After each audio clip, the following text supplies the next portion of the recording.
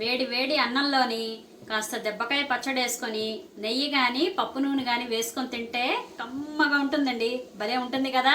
మరి రెసిపీ చూద్దామా రండి. ఇక్కడ దెబ్బకాయలు ఈ మాత్రం సైజులో ఉన్నవి చూడండి, బొత్తాయి సైజు అంతా ఉన్న సైజులో ఉన్నవి నేను చక్కగా ఒక 5-6 తరిగి పెట్టుకున్నాను. ఈ మాత్రం ముక్కలు వచ్చాయి. ఈ ముక్కలకి నేను చక్కగాను ఒక గ్లాసుడు పావు గ్లాస్ తోటి గ్లాసు ఉప్పు అలాగే ఒక చెంచా పసుపు వేసి నేను చక్కగా కలిపి పెట్టుకున్నానండి. రోజులను చక్కగా కలుపుతూ ఉండాలి. ఒక్కొక్కసారి కింద మీద కలుపుకొని పెట్టుకుంటూ ఉండాలి.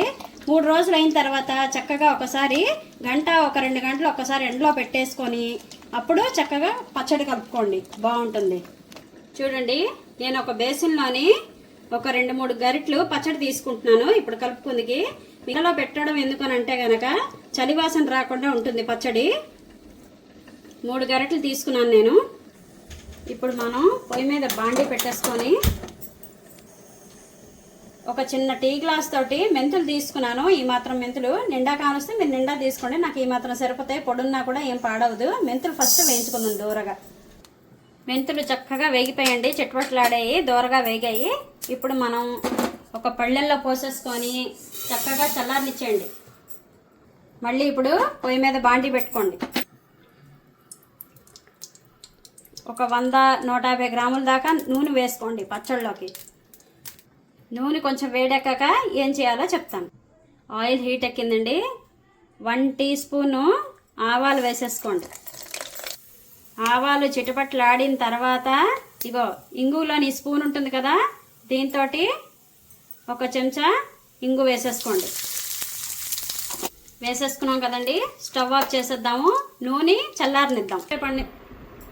మెంతులు చక్కగా చల్లారిపోయండి. ఇప్పుడు మనం పొడి ఆడించేసుకుందాం మెత్తగాను.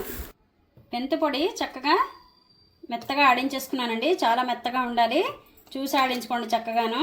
ఇప్పుడు మనం ఒక టీ స్పూన్ తోటి మెంతిపిండి వేసుకోండి. ఎక్కువ వేసుకోవద్దు, చేదొస్తుంది. అలాగే ఒక పావు గ్లాస్ తోటి గ్లాసుడు కారం. మెంతిపిండి చాలపోతే కలిపిన తర్వాత చూసుకొని అప్పుడు ఇంకొక పిసరు వేసుకోండి. ఉప్పు మాత్రం వేయకండి. నేను చెప్పాను కదా ఆల్రెడీ, దెబ్బకాయ ముక్కలు తరిగేటప్పుడు ఉప్పు వేసాం కాబట్టి ఆ ఉప్పు సరిపోతుంది. ఒకవేళ కారం మెంతిపిండి అదంతా వేసిన తర్వాత పులుపుకి కారంకి దానికి సరిపోతే కనుక కలిపాక అప్పుడు చూసుకొని కొంచెం మెత్తనుప్పు వేసుకోండి. ఇప్పుడు కాచి చల్లార్చిన నూనె, ఆవాలు, ఇంగువ ఇవన్నీ కూడా వేసేసుకుందాం.